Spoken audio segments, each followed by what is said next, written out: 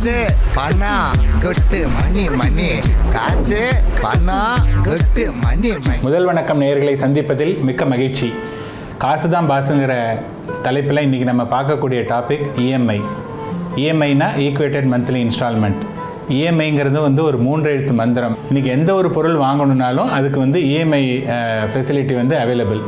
EMI என்ன சொல்லுதுன்னா, இன்றைக்கி அந்த பொருளை உங்களுக்கு வாங்குறதுக்கு நீங்கள் இன்னும் குவாலிஃபை ஆகலை, தகுதி இல்லை, அப்படியும் நீங்கள் இஎம்ஐயில் அந்த பொருளை வாங்கணுமா அப்படின்னு கேட்குது. நம்ம என்ன பண்ணுறோம், இஎம்ஐயில் கிடைக்கிது அப்படின்னு சொல்லிட்டு எல்லா பொருளையும் வாங்குகிறோம். இப்போ எல்லா பொருளும் வாங்கும்போது என்னென்னா, அதாவது ஃப்யூச்சரில் வரக்கூடிய ஒரு பணத்துக்கு இன்றைக்கே நம்ம அதை என்ஜாய் பண்ணணும்னு நினச்சோன்னா எப்படி நம்ம ஃப்யூச்சரில் பணத்தை சேமிக்க முடியுது? நீட்ஸ், வாண்ட்ஸ் அப்படின்னு 2 இருக்குது. நீடுங்கிறது தேவை, வாண்ட்டுங்கிறது விருப்பம். விருப்பத்துக்கு அளவே கிடையாது, தேவைக்கு அளவுகோல் இருக்குது. அப்போ இந்த இஎம்ஐயில் தேவைக்கு வாங்கினோம் அப்படின்னதுன்னா அந்த இஎம்ஐ நல்ல இஎம்ஐ.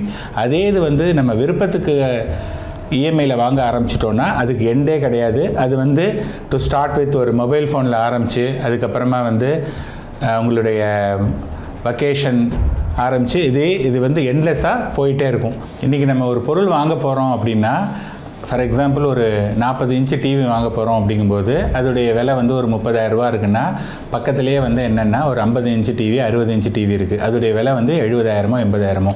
நம்ம 30,000 ரூபா காசு இருக்குது, அதில் போய் நம்ம வாங்கலான்ட்டு போகிறோம். இப்போ அங்கே என்ன சொல்கிறாங்க அந்த கடையில், சார் ஒன்றும் இல்லை, நீங்கள் பெருசாக இருந்ததுன்னா நல்லா கம்ஃபர்டபுளாக நீங்கள் பார்க்கலாம், அதனால் நீங்கள் 50 இன்ச்சு டிவி போங்க, நம்ம இஎம்ஐ ஆப்ஷன் இருக்குது பக்கத்தில், நல்லா சீப்பான இதில் இருக்குது அப்படின்னு சொல்லிட்டு பக்கத்துலேயே ஒருத்தர் அங்கே பக்கத்துலேயே இருக்கார். இப்போ நம்ம என்ன ஆகுதுன்னா, 30,000 ரூபா பட்ஜெட்டில் போன ஆள் என்னென்னா கடைசியில் நம்ம 60,000மோ 70,000த்துக்கோ வாங்குகிறோம். பிகாஸ் அந்த இஎம்ஐ அப்படிங்கிறது.